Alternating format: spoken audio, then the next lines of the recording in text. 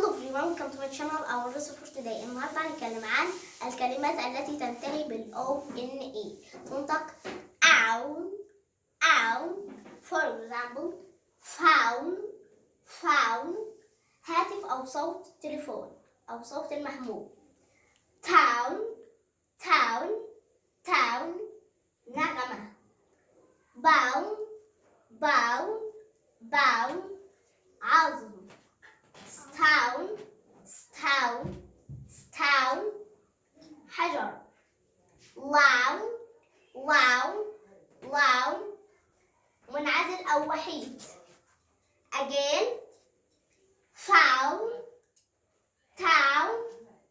bow. stone. wow.